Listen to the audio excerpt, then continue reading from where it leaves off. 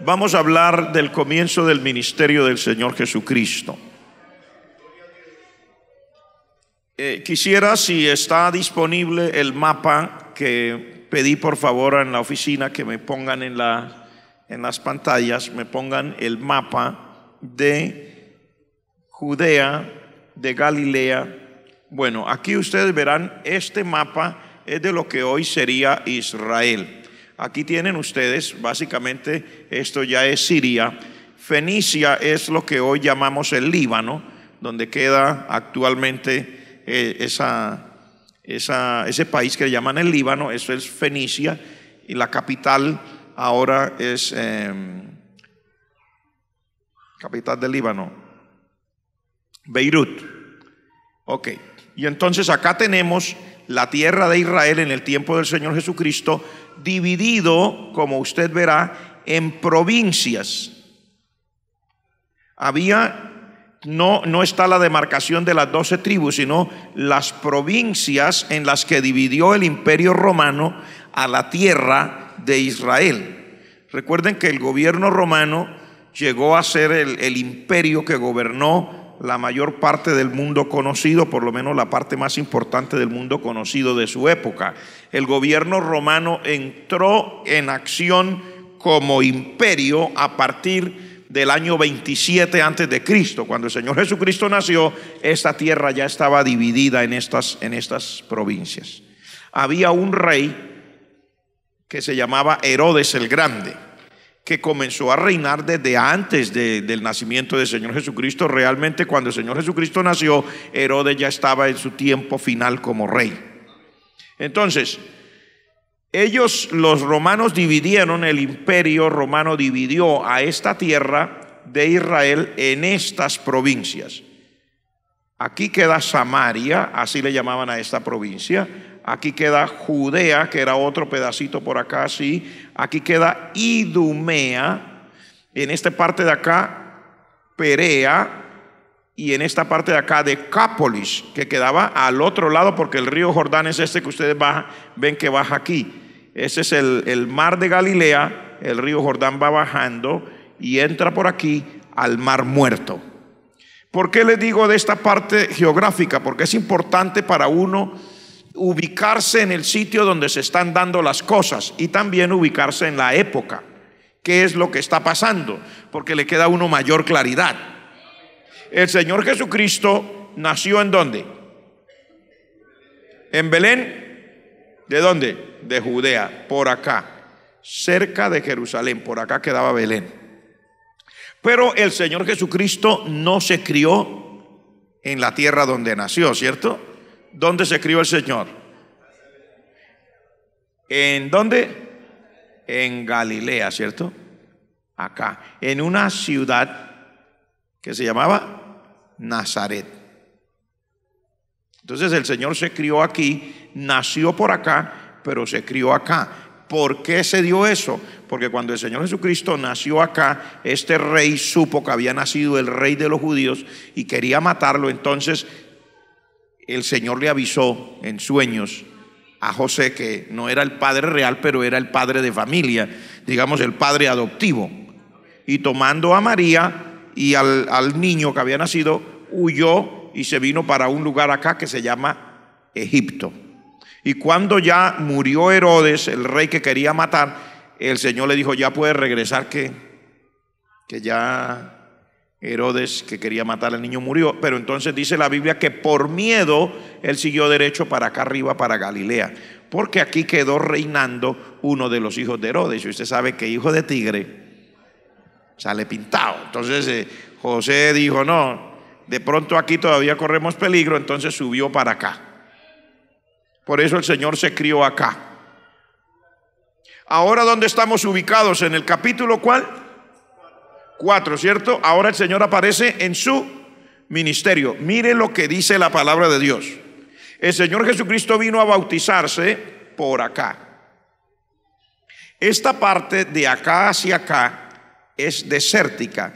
Tiene colinas, montañas y unos ríos secos. En en las regiones donde ellos viven, que ustedes saben que me ha tocado ir por esas regiones del Medio Oriente y todo el Asia, a esos ríos secos que llamamos nosotros, ellos le llaman wadis. O sea, usted pasa y ve solamente un lugar que usted dice, por aquí pasa agua en algún momento.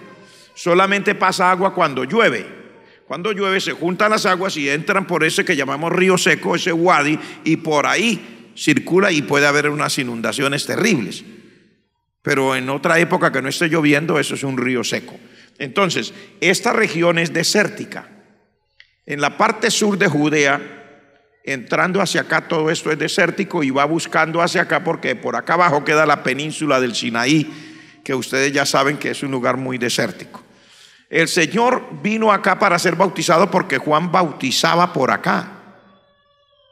En el Jordán, por este lado, por aquí bautizaba Juan. En alguna partecita de por acá, todo esto era desértico.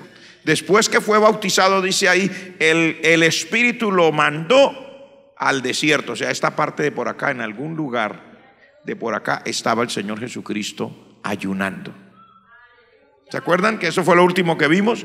Y en ese ayuno el diablo, ¿se acuerdan? Vino para tentarlo 3 veces y el Señor lo derrotó como es. Gloria al nombre de Dios. Porque el diablo es un enemigo derrotado. El Señor Jesucristo lo derrotó. El diablo no es rival para el Señor. Gloria al nombre de Dios. ¿Cuánto le dan gracias a Dios por eso? Pero cuando el Señor Jesucristo termina aquí y va a comenzar su ministerio, dice la escritura aquí, ¿a dónde dice que subió? Dice, entonces cuando Jesús oyó que Juan estaba preso, volvió a Galilea. Y me sorprende que hace una descripción de Galilea. Dice, dejando Nazaret vino y habitó en Capernaum, porque Nazaret era donde él se había criado, pero dice que dejó ahí y se fue a una región, en una ciudad llamada Capernaum, en la región de Zabulón y de Neftalí, para que se cumpliera lo que fue dicho por el profeta Isaías. ¿Qué dijo el profeta Isaías? Tierra de Zabulón, tierra de Neftalí, camino del mar, al otro lado del Jordán, Galilea de los gentiles. El pueblo asentado en tinieblas vio gran luz, y a los asentados en región de sombra de muerte, luz les resplandeció. Les voy a explicar un poquito geográficamente qué es lo que pasa. Galilea era una parte donde había mucha agricultura. Realmente la gente no cree, pero Galilea era un sitio, o sea, en la mente de nosotros, cuando habla que de Galilea puede salir algo bueno, la gente piensa que Galilea era un lugar de agricultura, de valles verdes. De hecho, este mar que está aquí y este río, ustedes saben, donde hay agua, hay agricultura. ¿Por qué este lado por acá es desértico? Porque aquí está el mar Muerto. Y el mar Muerto es el mar que está a más bajo nivel en todo el planeta. Está 400 metros y tanto por debajo del nivel del mar de este Mediterráneo, el mar Muerto. Entonces el mar Muerto es una concentración enorme de minerales, de tal manera que el agua es muy densa, muy pesada. Nadie puede ahogarse en el mar Muerto a menos que se tire boca abajo, porque nadie se hunde en este mar Muerto. A causa de tantos minerales, el agua es tan densa, nadie se hunde ahí. Por eso toda esta región es desértica, porque esta agua no es como esta.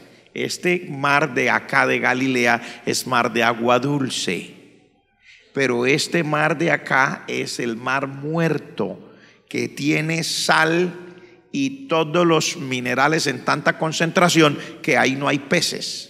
Por eso se llama el mar Muerto. Bueno, no hay peces. No puede haber vida con semejante concentración de minerales. Entonces, por eso esta región de acá es desértica, pero esta región de acá es fértil. Entonces, ¿para qué le explico eso? Porque ahí dice Galilea de los gentiles. Siempre los que vienen de alguna parte a visitar o a querer vivir en una parte de un país, ¿en qué parte se quieren quedar? ¿En la más desértica? ¿En dónde? En la más fértil, en la que se vea más bonita, ¿cierto? Entonces por acá se habían instalado muchos de los que venían de parte del gobierno romano. Habían ciudades en Galilea que eran muy bonitas. Y eso quiere decir que la palabra de Dios se cumple cuando dice Galilea de los gentiles. Cuando usted lee la historia y el tiempo del Señor Jesucristo y esta tierra, usted se da cuenta con razón que aquí dice Galilea de los gentiles. Había mucha influencia. Los romanos y los griegos, cuando venían, ellos querían mucho quedarse en esa parte de ahí. El Señor Jesucristo se fue para allá y ahí comenzó su ministerio. Desde el punto de vista ya geográfico y político ya usted tiene una idea, pero ahora, ¿por qué el Señor se va para allá? Porque en Galilea el Señor está alcanzando ambas clases de personas, los judíos y los gentiles. Recuerde que el Señor Jesucristo vino no para los judíos solamente, sino para todo el mundo, porque de tal manera amó Dios al mundo que dio a su Hijo unigénito. Dios vino para todo el mundo. Si hay aquí amigos o amigas que nos visitan por primera, segunda, tercera vez o por millonésima vez, pero no tiene a Cristo en su corazón, sepa que Dios vino por usted.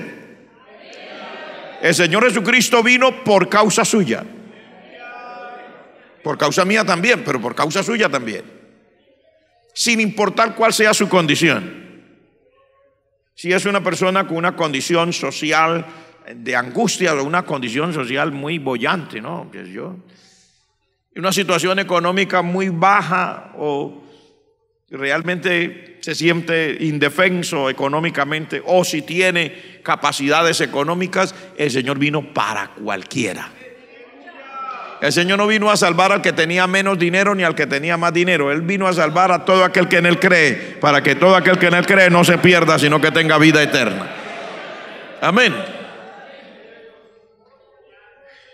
Esto que nos está diciendo aquí del Señor Jesucristo yéndose a Galilea es importante para nosotros, porque hoy estamos hablando del comienzo del ministerio del Señor. Si usted lee la parte final del capítulo 4, dice: y su fama se difundió por toda Siria. Mire dónde queda Siria. Es que Galilea ya quedaba más cerca de Siria.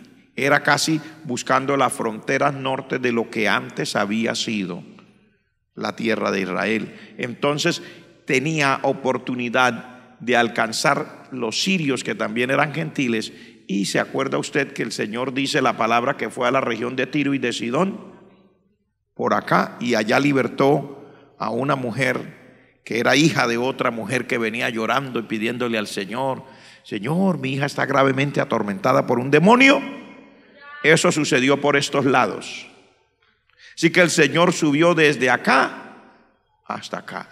Y mucha de la parte del ministerio del Señor Jesucristo se desarrolla en este lado acá, luego por este lado y acá también, y aquí, porque el Señor Jesucristo vino a Jerusalén más de una vez.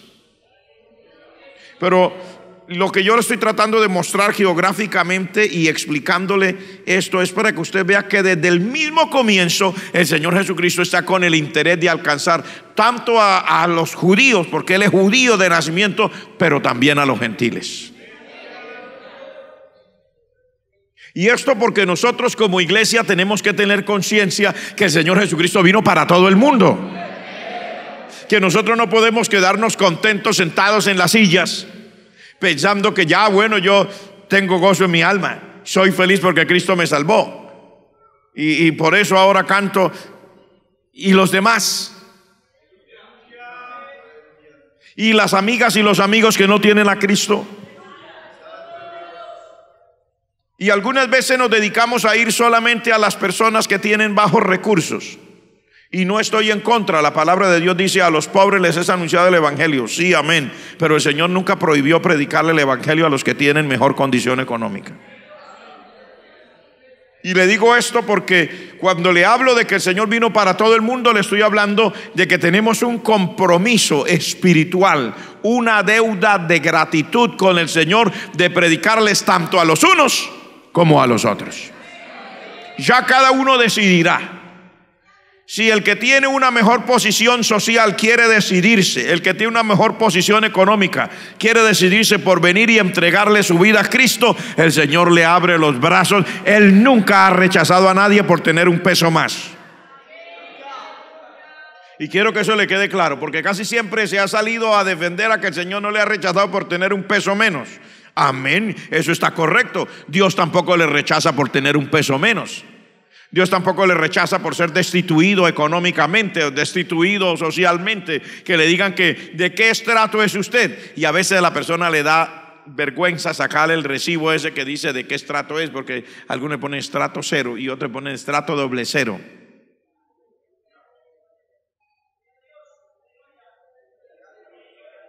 Que es parte de una parte del pueblo al que le llaman que está en la pobreza absoluta.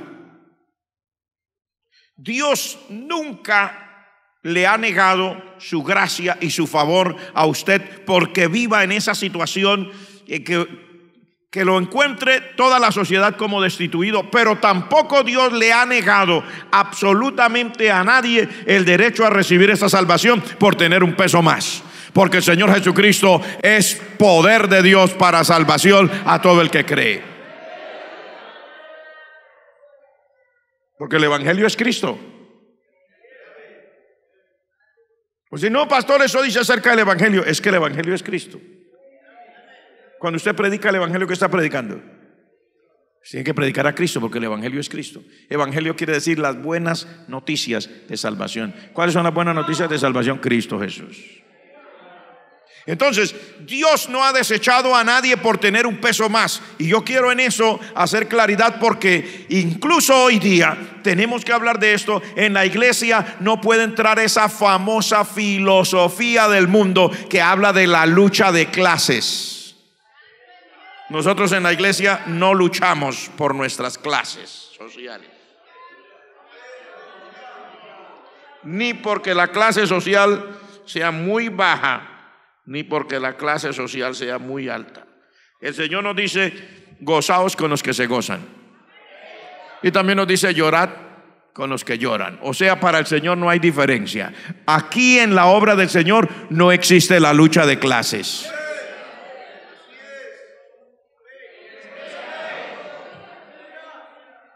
Digo, aquí en la obra del Señor no existe la lucha de clases.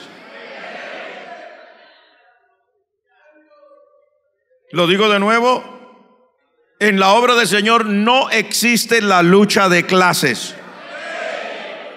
El Señor nos mandó a llorar con los que lloran, y también nos mandó ¿a qué? A gozarnos con los que se gozan. Y por eso en esta iglesia, cuando llega el momento de salir un domingo, que usted puede comprar allí la actividad que se vende y que es comestible, es al mediodía todos los domingos, usted podrá estar siendo servido a la mesa, o podrá haber preparado su comida un ingeniero, un abogado, para usted, que probablemente usted diga: yo no tengo nada. No importa, ese ingeniero le preparó la comida a usted, y es probable que usted no sabe, porque no viene con el título, y ese que le sirva la comida sea un ingeniero, o sea un profesor, o sea un doctor, o puede ser un arquitecto. En la iglesia aquí los hay. Y usted podría estar siendo servido hoy, cuando termine esto, usted podría estar siendo servido por un abogado, por una abogada, por un contador, igual que puede estar siendo servido por una persona que su trabajo es de venta ambulante. Para nosotros no hay diferencia, porque para el Señor no la hay. Levante la mano el que entiende eso. Es más, en algunos cultos, que mi esposa casi no participa de las actividades en domingo, pero entre semana, en algunos cultos, sin usted darse cuenta, y usted va allá a pedir una actividad, usted podría estar siendo servido por la esposa del pastor.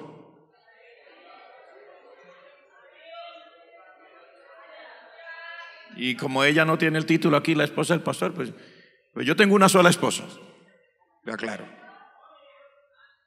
Y usted podría estar siendo servido por esa, mi única esposa. O podría estar siendo servido por uno de mis hijos. O su plato después que usted comió lo podría estar lavando mi hijo o mi hija o mi yerno. Así de sencillo, así es aquí. Porque la obra del Señor es así.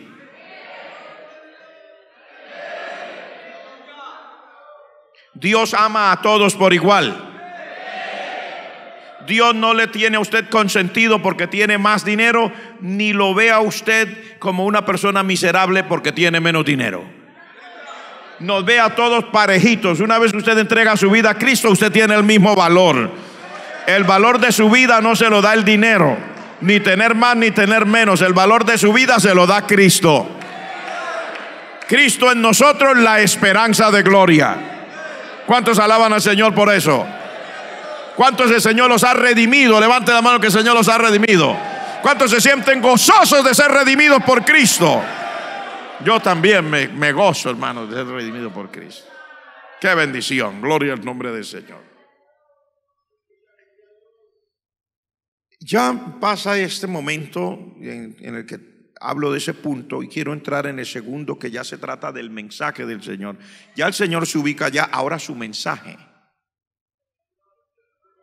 ¿Cuál es el mensaje del Señor? Dice, desde entonces comenzó Jesús a predicar. ¿Cuál era su mensaje, su predicación?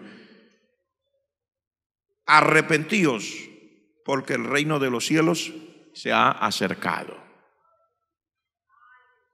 El mensaje del Señor Jesucristo es un mensaje de arrepentimiento. Cuando hablamos de que el mensaje del Señor Jesucristo es un mensaje de arrepentimiento, entonces tenemos que esa sola palabra que hay que arrepentirse, entonces trae inherente algunas verdades. ¿Cuál? ¿Por qué se tiene que arrepentir?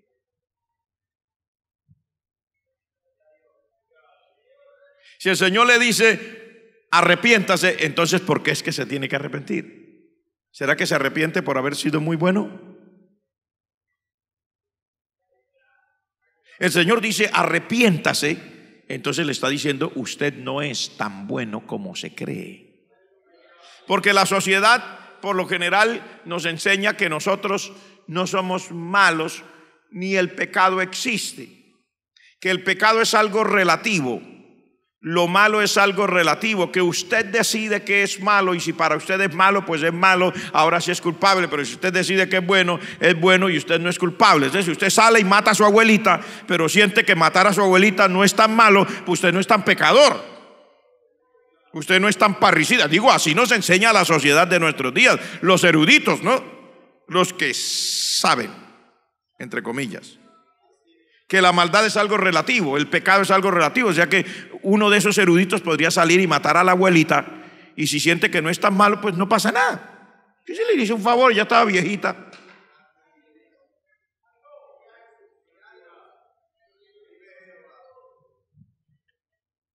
El Señor dice arrepentíos. El Señor no le da vueltas al asunto. Cuando Él dice arrepentíos, quiere decir el mal sí existe y el pecado sí existe, aunque la sociedad no quiera reconocer la condición pecaminosa.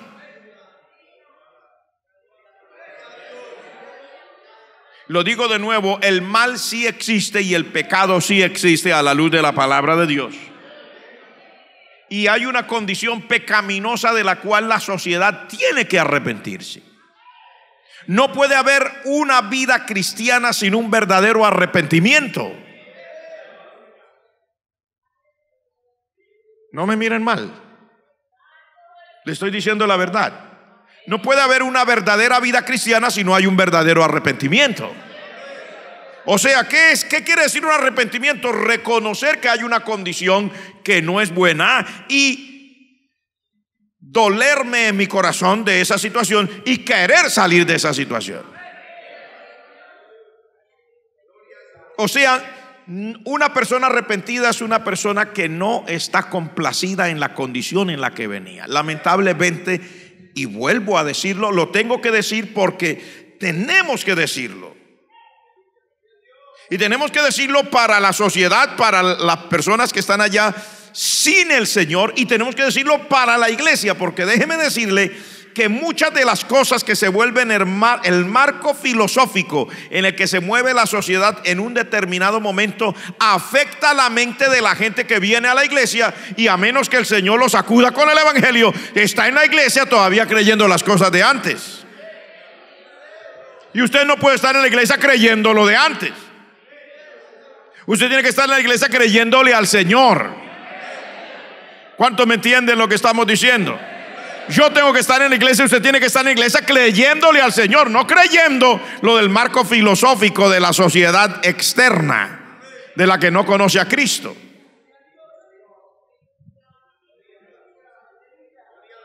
Entonces, ¿qué le dice la sociedad allá afuera? No, pues usted no es tan malo a menos que usted lo crea. No, pues el adulterio ya no se llama adulterio, se llama relaciones extramatrimoniales.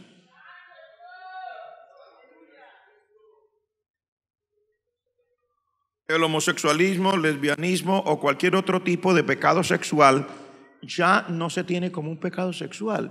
Es sencillamente, ¿cómo le llaman ahora eso? Un gusto sexual diferente. Incluso dicen que no hay género. O mejor dicho, es que el género de alguna manera no es tan real. Lo real es que somos hombre o mujer. Es la única verdad explícita y evidente con la que nosotros nacemos. Todos los demás pueden esforzarse, pueden estudiar homilética y pueden hablarnos del significado de las palabras y pueden citarnos aquí al científico X o Y, pero la única verdad es que usted nace hombre o nace mujer. Gústele a usted o no le guste, y gústele a los eruditos o no, pero cuando nace un bebé uno mira, ¿es hombre o es mujer? Dios hizo varón y hembra.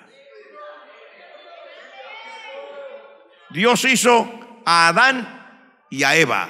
No hizo a Adán y a Esteban, como algunos creen. Hizo a Adán y a Eva, un hombre y una mujer. Y la naturaleza misma, sin dar ningún otro discurso, le da a uno un coscorrón en la cabeza y le dice: mire bien, no se ponga a inventar cosas, mire bien. Entonces yo digo que estas cosas hay que aclararlas en la iglesia, porque la iglesia vive en esta época.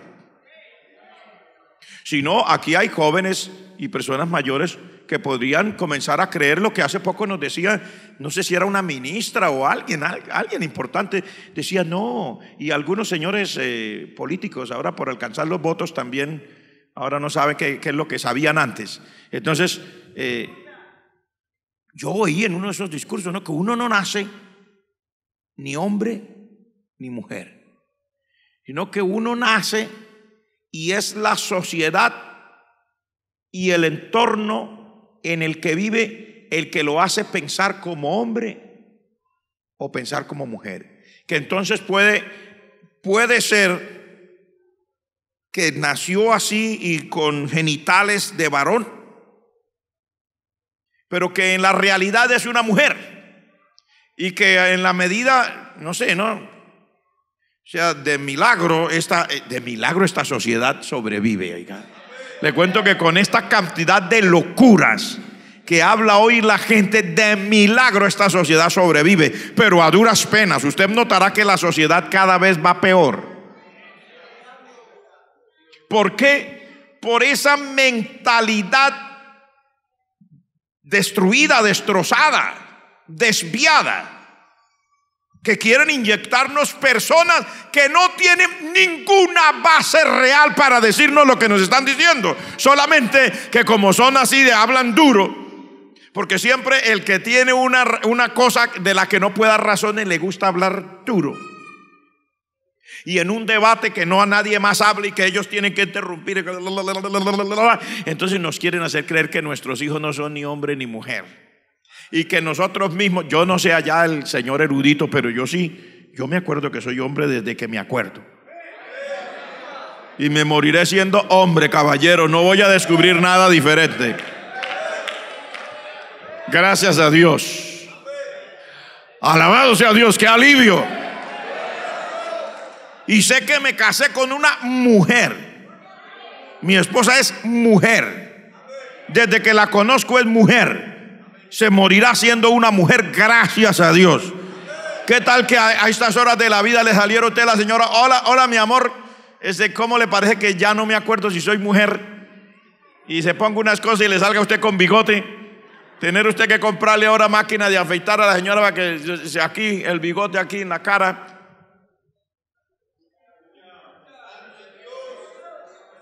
Y hablándole con voz gruesa, es que aquí ahora yo mando. Por más hormonas que se pongan y hagan cuanta basura hagan, usted no dejará de ser usted.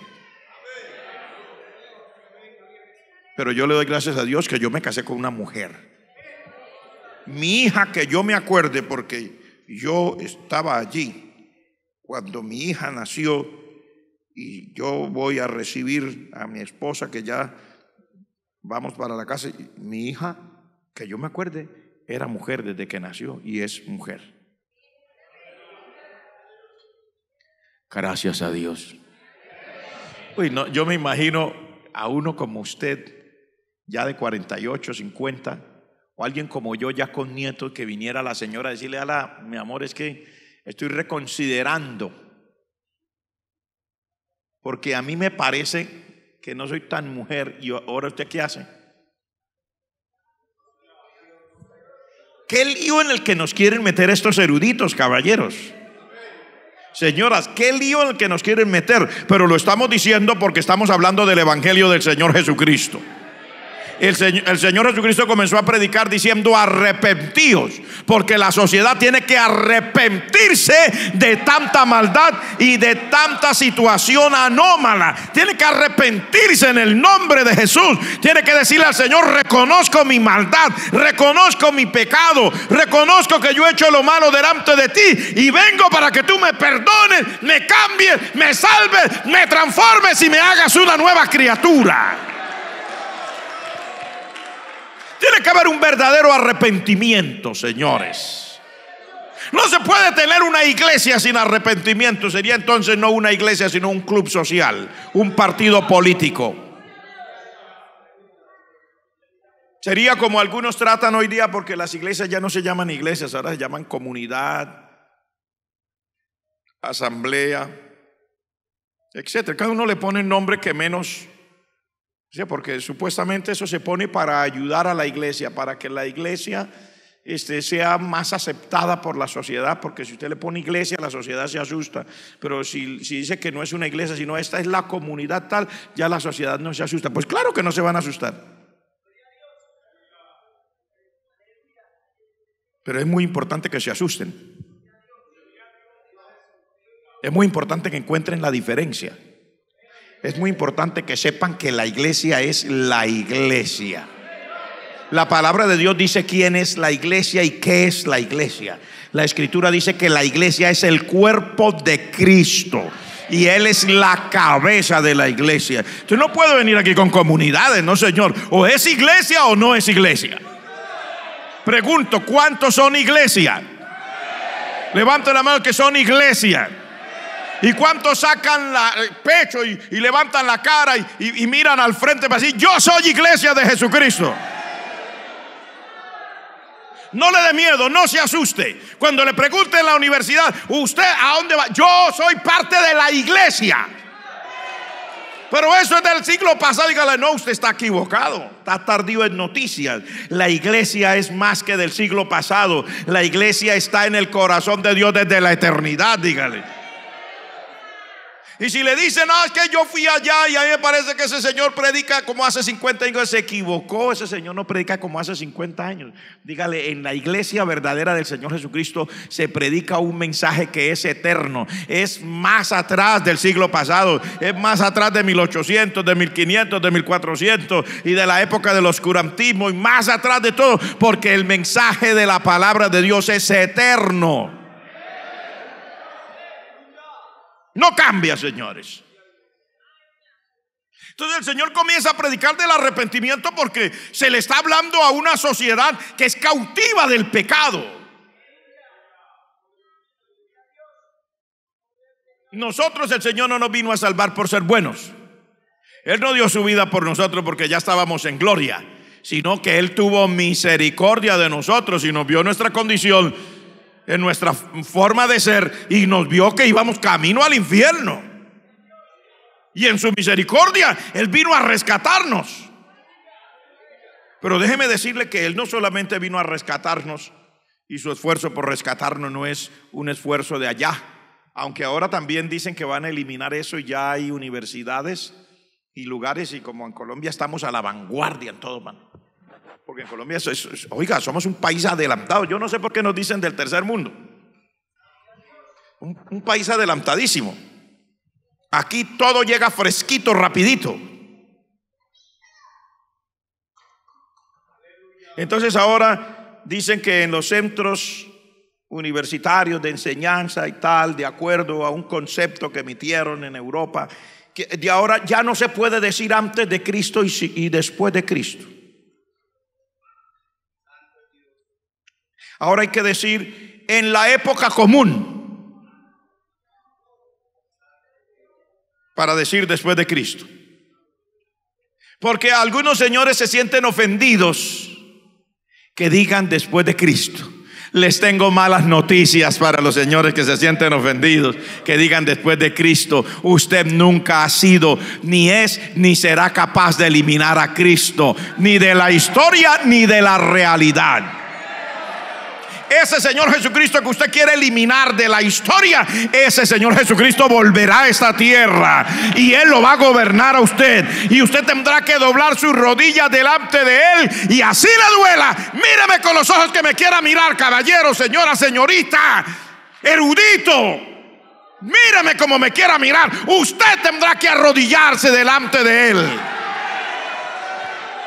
Y la lengua suya tendrá que confesar que Jesucristo es el Señor, para la gloria de Dios Padre, sin lugar a dudas. Mucha gente hoy quiere sacar al Señor Jesucristo de la escena. Quieren introducir todo lo que se les vino a la cabeza, todo lo que está torcido, lo que salió del vientre del mismo diablo, del infierno. Lo quieren introducir como algo bonito, y a Cristo lo quieren eliminar de la escena. No importa, haga lo que quiera, escriba las leyes que quiera, ponga a la policía para que las haga funcionar, haga las leyes y póngalas en acción. Usted jamás será capaz de eliminar a Cristo. Nunca la sociedad ha sido capaz. Lo intentó el Imperio Romano. Por eso los cristianos eran lanzados a las fieras en el circo romano, para eliminar a Cristo y para eliminar a los cristianos. Y esa persecución duró cientos de años. Hicieron todo lo posible, hasta lo imposible hicieron. Cosas que no caben en la mente del ser humano. Por la clase de maldad y de bajeza las cometieron contra esos cristianos en las arenas de los circos romanos. Porque los famosos circos romanos, por decirlo de alguna manera, eran no solamente en Roma. Los construían por todas las ciudades importantes del imperio, como por decir en Éfeso. Y en todas las ciudades del imperio, en las ciudades importantes, habían circos que le llamaban el circo romano. Y en las arenas del circo romano, en muchos lugares del imperio, fueron lanzados a los leones, a bestias, a los gladiadores. Fueron lanzados no solamente gente adulta, fueron lanzados niños. Tanto que se habla de la protección de los niños, ¿cierto? Porque gracias a Dios que se quiere proteger los niños, pero quiera Dios que de verdad los protejan. Porque parece que nuestra sociedad habla más de lo que hace. Los niños cristianos eran lanzados a las fieras, al igual que hoy los niños cristianos son decapitados por ¿cómo se llamaría? Grupos radicales religiosos que no aman al Señor y también quisieran sacar a Cristo del camino. Han decapitado niños, los han partido por la mitad con espadas. Hagan lo que quieran. Así lo hizo el Imperio Romano y nunca pudo.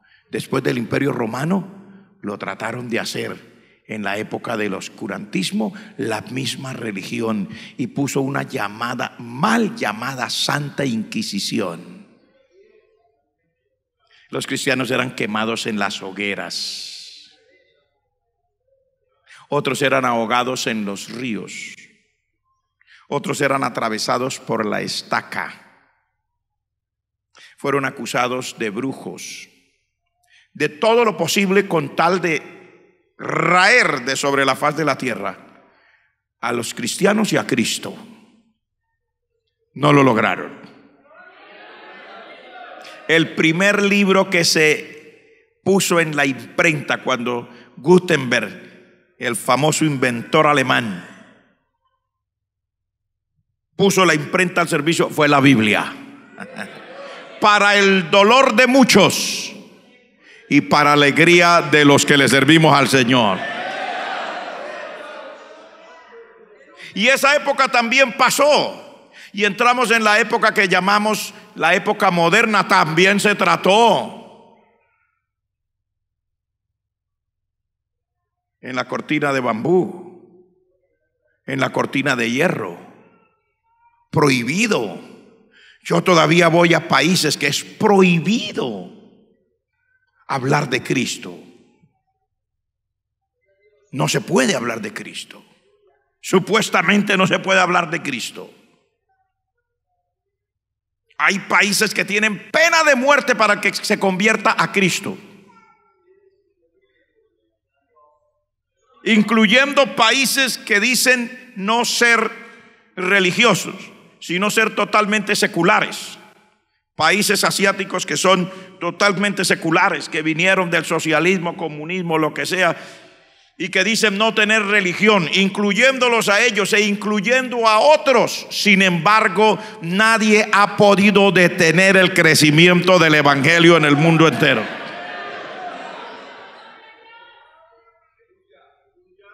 ISIS, Abu Sayyaf, Al-Shabaab, Al-Qaeda y otras instituciones islámicas radicales andan persiguiendo cristianos por el mundo entero, pero no han sido capaces de erradicar a Cristo de su propia tierra y de sus propias filas.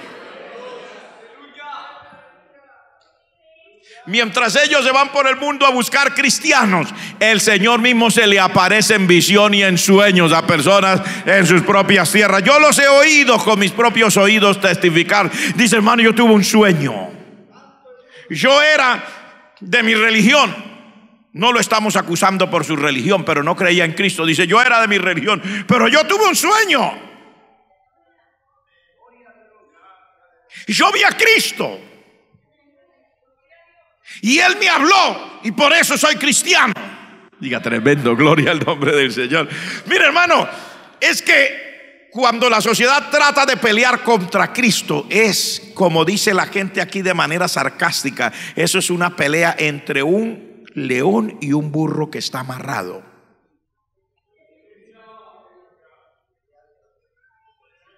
El ser humano no tiene ni tendrá nunca ni la más mínima opción cuando se enfrenta al Señor Jesucristo. Gloria al nombre de Dios. Y entonces le estoy diciendo a la sociedad, pero le estoy diciendo también a la iglesia. ¿Por qué le estoy diciendo a la iglesia? Porque usted no puede vivir en esta vida cristiana teniendo el marco filosófico del mundo. Usted tiene que tener la verdad de Dios en su corazón. De lo contrario, usted pertenecería de una manera nominal a una iglesia, pero estaría igualmente de perdido. Para usted ser salvo necesita creer en Cristo y aceptar que Él es su Señor. Es la única manera, dice la palabra. O lo hace o está perdido. Pero ¿cuánto le dan gracias a Dios porque han podido creer en el Señor? Yo le doy gracias a Dios porque he podido creer en el Señor.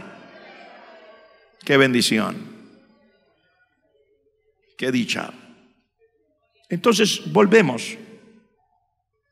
Permítame usted. Le prometo que no voy a demorarme mucho, pero permítame terminar a lo menos el puntico tercero que no lo he alcanzado a tocar. ¿Está bien? Aunque sea 10 minutitos. ¿Está de acuerdo? Aunque sea 10 minutitos. Porque ya hablamos del arrepentimiento y el mensaje del Señor Jesucristo es un mensaje de arrepentimiento, tanto para el que nunca ha venido a Él como para el que ya está en Él. Porque si alguien en alguna manera, en un momento determinado, estando en el Señor, estando dentro del camino de Dios, siendo parte del cuerpo de Cristo, se llega a descarriar, porque el pecado está a la puerta, dice la palabra. El pecado nunca se ha ido de la puerta. El Señor se lo dijo a Caín. ¿Ustedes se acuerdan de lo que Dios le dijo a Caín cuando él estaba enojado contra su hermano?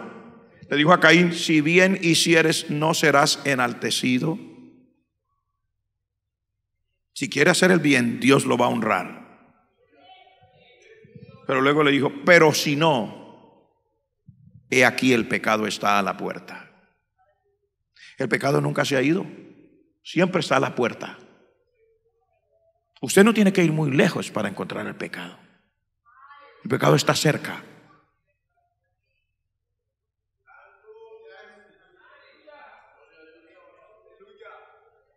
Porque usted y yo tenemos una naturaleza humana, a pesar de que ya hayamos entregado nuestra vida a Cristo. Cuando usted le entrega su vida a Cristo, usted recibe la naturaleza de Dios, pero no elimina la otra. Por eso es que el Señor dice en su palabra que nos ocupemos en nuestra salvación con temor y temblor. Y por eso es que sigue diciendo: no proveáis para los deseos de vuestra carne, porque esa naturaleza que le llamamos la carne sigue ahí, y donde usted le provea, aunque sea un poquito, ahí está, disponible siempre. Pero en el nombre de Jesús nosotros vamos a seguir sirviéndole a Dios como Dios manda.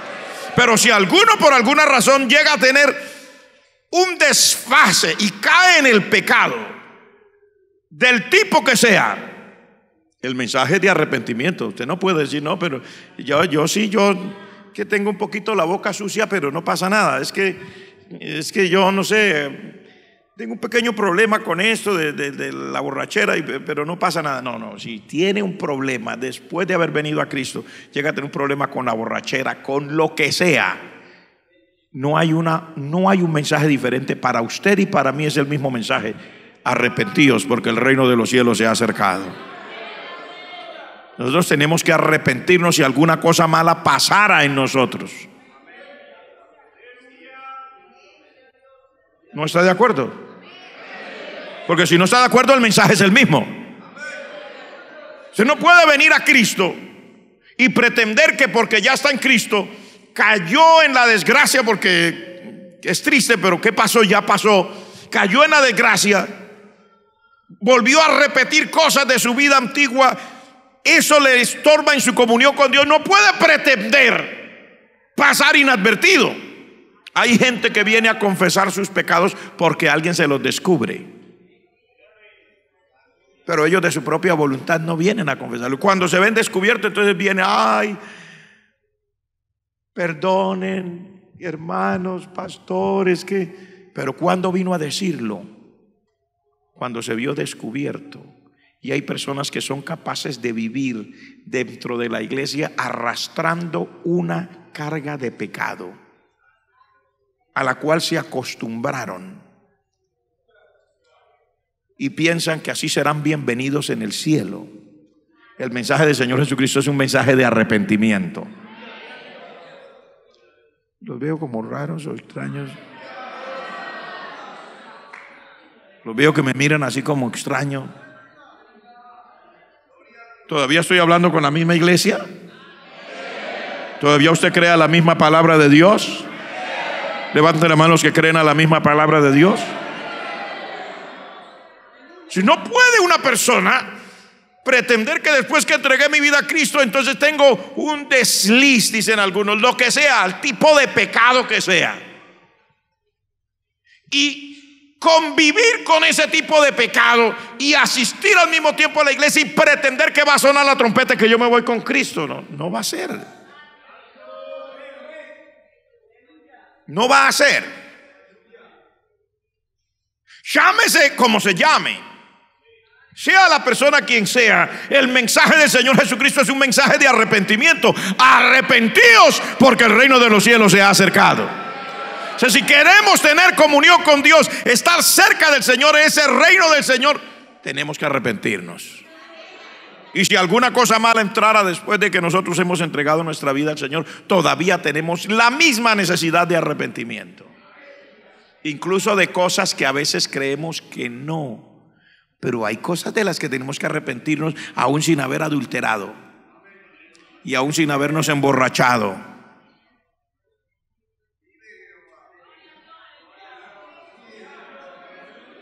Sin haber fornicado.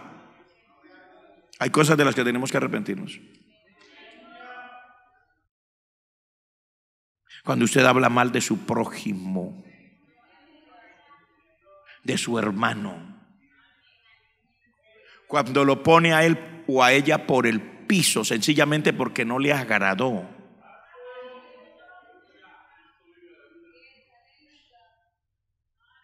y usted lo mantiene entre los dientes, haciéndolo trizas, cada vez que habla de determinada persona lo tiene que moler, porque de otra manera no es capaz de hablar de la persona. Ese ya es un pecado del cual hay que arrepentirse, porque la palabra de Dios dice: el que aborrece a su hermano es homicida. Y ningún homicida tiene vida permanente en él. O sea, una persona que entra en ese juego está poniendo en riesgo su salvación. No lo digo yo, lo dice la palabra de Dios. Pues hay cosas de las que nosotros no creemos que hay que arrepentirnos, pero sí hay que arrepentirnos.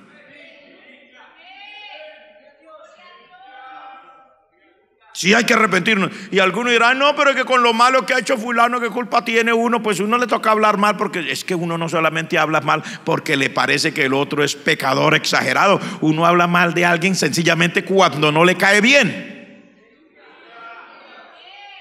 Así no haya cometido adulterios ni fornicaciones, que se la dedica. Así es la naturaleza del ser humano. Que ese hermano es orgulloso. Entonces no ha adulterado nada, pero no, ¿por qué usted? No, es que ese es orgulloso, hermano. Y la palabra de Dios dice que los orgullosos serán destruidos, y yo lo ayudo a destruir, porque la palabra de Dios dice: usted puede determinar que alguien es orgulloso por la forma como lo mira, por la forma como camina, pero el único que realmente conoce el corazón es el Señor.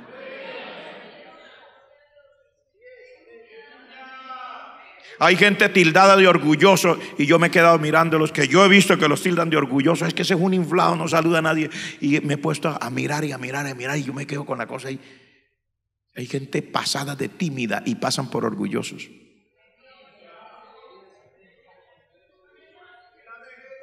Súper tímidos. ¿Cree usted que él es orgulloso o que ella es orgullosa? Y cuando usted va a averiguar, el único que le conoce el corazón es Dios. ¿Sabe cuándo uno es orgulloso? Cuando uno cree que es mejor que los otros. Entonces sí que es verdad que uno es orgulloso. Cuando uno cree que yo soy mejor que fulano, ahí sí, ahora sí está mordido de verdad donde era. Pero el Señor sigue diciendo: arrepentidos, porque el reino de los cielos se ha acercado. Hay que arrepentirse de todas las cosas que no agraden a Dios, para estar por lo menos tranquilo, que la conciencia no le pese. Gloria a Dios. ¿Está usted aquí conmigo? ¿Cuántos hermanos están aquí? Mire, voy a entrar en la segunda, en la tercera parte, y ya solamente entro para dejarles un toquecito. Dice: andando Jesús junto al mar de Galilea, vio a dos hermanos, Simón llamado Pedro y Andrés su hermano, que echaban la red en el mar porque eran pescadores. Y les dijo: venid en pos de mí y os haré pescadores de hombres. Entramos en una parte diferente de este estudio: el llamado del Señor Jesucristo. El llamado del Señor Jesucristo. ¿Y a qué los llamó? Los llamó a ser pescadores de hombres. Estos Andrés y Pedro eran pescadores literales. La palabra de Dios dice que cuando el Señor los vio, los llamó y les dijo: vengan, síganme, yo los voy a hacer pescadores de hombres. En el relato del llamado de Pedro y de Andrés, se especifica más allá en el libro de San Juan. Y allá dice que el primero que vio al Señor Jesucristo fue Andrés. Y dice que cuando él vio al Señor Jesucristo, y lo vio porque Juan el Bautista lo señaló y dijo: ese es el Cordero de Dios que quita el pecado del mundo. Entonces dice, él con otro discípulo de Juan, Andrés con otro discípulo de Juan, fueron detrás del Señor y le preguntaron, y dijeron: maestro, ¿dónde vives? Y el Señor le dijo: vengan y miren. Y dice que ya era como la hora 10:00, probablemente las 4 de la tarde. Se quedaron con él aquel día. Al otro día Andrés fue y buscó a su hermano Simón, que es Pedro, y le dijo: hemos encontrado al Mesías. Para usted eso puede ser una palabra, una frase de acomodo. Para ellos era una cosa aterradora. ¿A quién? Al Mesías. ¿Lo encontraste? Sí. Ven y míralo. Para ellos tenía un sentido mucho más grande, y para los que de verdad lo entienden, un sentido mucho más grande que para un simple oyente. El Mesías, pues sí, el Mesías. No es que el Mesías no es cualquiera.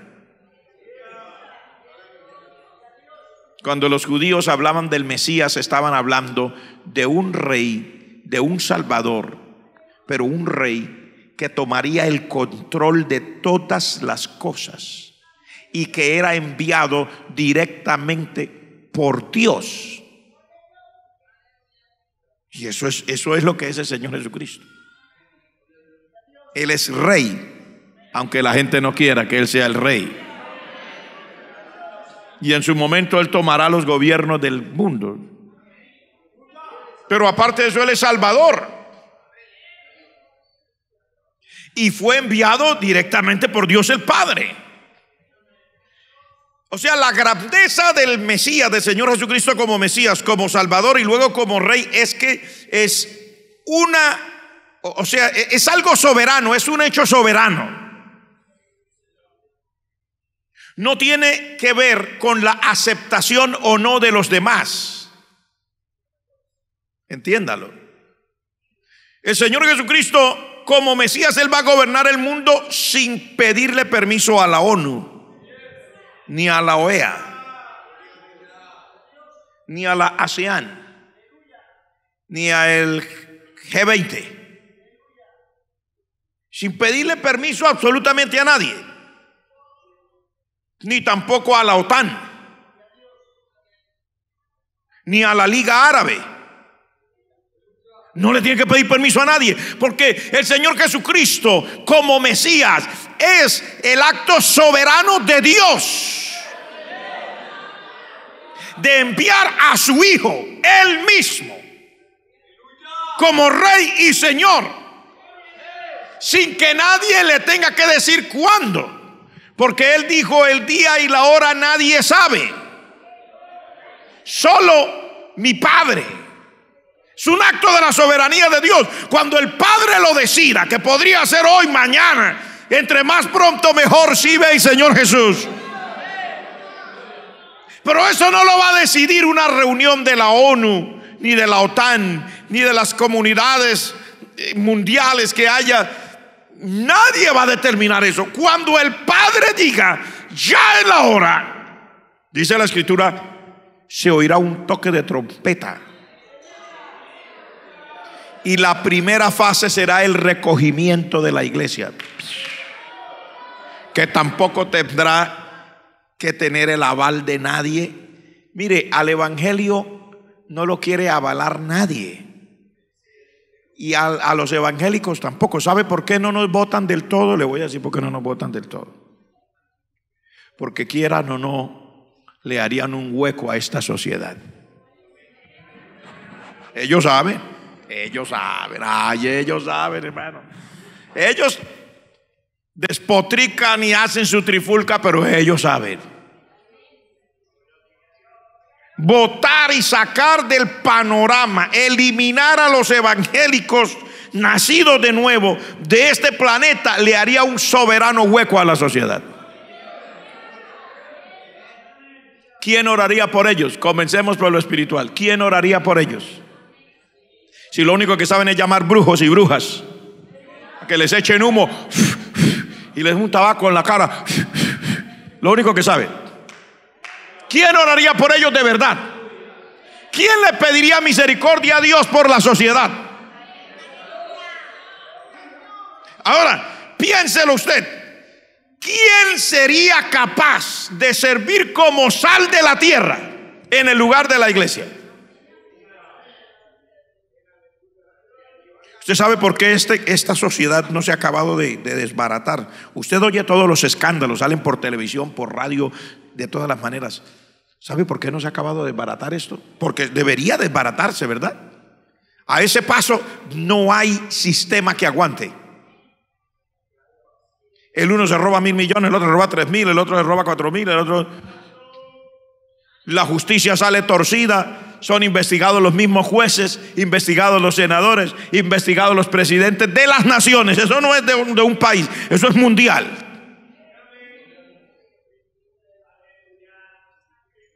Todo el mundo sale investigado por corrupción, por maldad. Hay nombres que se hacen famosos, nombres de empresas que se hacen famosos mundialmente.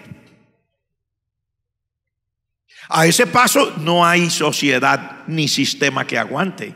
Debería desbaratarse. Pero ¿sabe por qué no se ha desbaratado? Porque aunque les duela la iglesia, muchos se levantan a las 4 de la mañana, a las 3 de la mañana. Aunque haya quienes sufran de pereza, hay quienes nunca han sufrido de pereza. Se levantarán de madrugada, se irán a sus rodillas, llorarán delante del Señor. Señor, ten misericordia de este país, ten misericordia de esta sociedad, ten misericordia de Colombia, ten misericordia de Venezuela, ten misericordia de Latinoamérica, ten misericordia del Asia. Hay un pueblo que ora, que clama, que intercede. Todas las semanas aquí se hace una cadena de ayuno y oración. No hay día que pase en esta congregación, y estoy hablando solo de esta congregación, que no hayan personas que dejaron de comer ese día solo para irse a orar y a pedirle al Señor que tenga misericordia de este pobre mundo malo. Y así se burlen de nosotros. Al mismo tiempo lo piensan. Oiga, ¿y si quitamos de ahí a esos? Ganas no le faltan, pero cuando hacen cuentas dicen mejor esperemos. Solamente estamos hablando de lo espiritual. ¿Quién serviría de verdad de muro de contención contra la maldad de este mundo? ¿Quién? El Señor Jesucristo se lo dijo a los discípulos y a la iglesia: vosotros sois la sal de la tierra. No hay ninguna institución, hermano, ni institución gubernamental ni no gubernamental. Las cárceles están atestadas. Se le llama centro de rehabilitación. ¿A quién rehabilita una cárcel? Dígame usted, ¿a quién rehabilita una cárcel? ¿Sabe por qué salen rehabilitados de las cárceles algunas personas? Porque la iglesia sigue yendo a la cárcel para predicarle el evangelio a los que están presos, para decirle que se rehabiliten en Cristo. Y como testimonio les puedo decir, tanto así que el pastor que dirige nuestro programa de cárceles en el Perú fue invitado por el gobierno de España. Por el gobierno de España. Nuestro pastor tuvo que ir a dictarles conferencias a ellos sobre cómo rehabilitar presos. De ver tantas personas que han sido rehabilitadas dentro de la cárcel por causa de la predicación del evangelio del Señor Jesucristo. Sí, Señor. Y solamente para decirle un ejemplo, ellos saben si saliéramos de este pueblo gritón y molestoso y complicado, le queda un hueco muy grande a la sociedad. Muy grande, demasiado grande. muy complicado. Porque dicen que en la iglesia sucede de todo. En la iglesia hay consejería, en la iglesia se da psicología. Entonces, los estudiosos hablan de todo. A mí lo único que me interesa es que el Señor Jesucristo está presente en la vida de su iglesia, que el Señor mantiene a la iglesia como sal de la tierra. El Señor le da la capacidad en Cristo a la gente. Por eso no salen de nosotros. No podrían salir de nosotros. Y eso por no hablar de la parte económica. Saquen a toda esta cantidad de evangélicos, gritones y molestosos. Sáquenlos del panorama. Dijeron el otro día que ellos habían descubierto que no habíamos sino como 10 millones en este país. Sáquenlos, bórrelos del mapa y después cuenten las arcas del gobierno.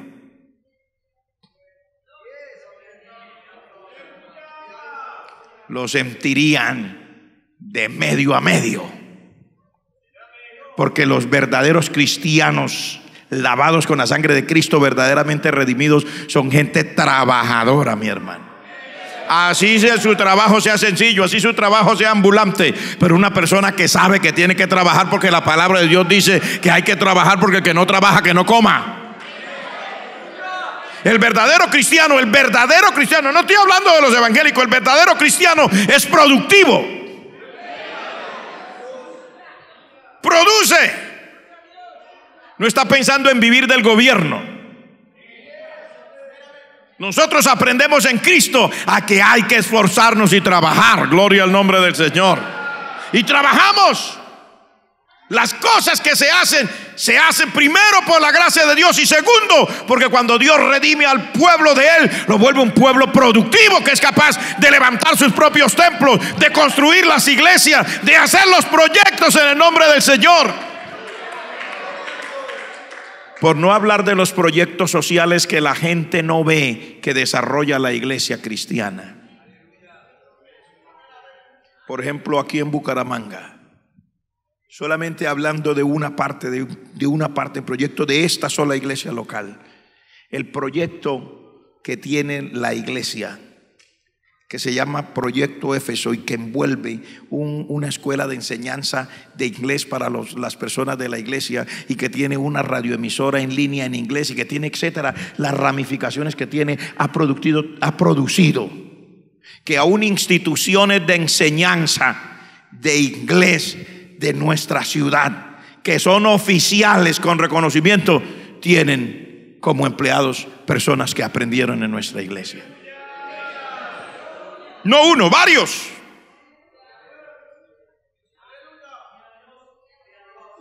Y sin darnos cuenta, hemos estado influyendo sobre la calidad de la vida de nuestra gente en esta ciudad, hasta el punto de que la ciudad es reconocida por todos lados. Dicen que es la ciudad bonita, que es la ciudad así, que es la ciudad así.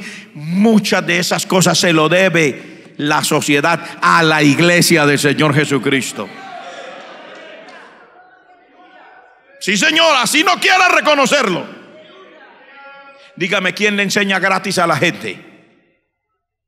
¿Y quién se esfuerza por darle lo de mejor calidad, sin que tenga que haber nada y sin que haya ninguna partida de gobierno, porque no la ha habido y no la quiero?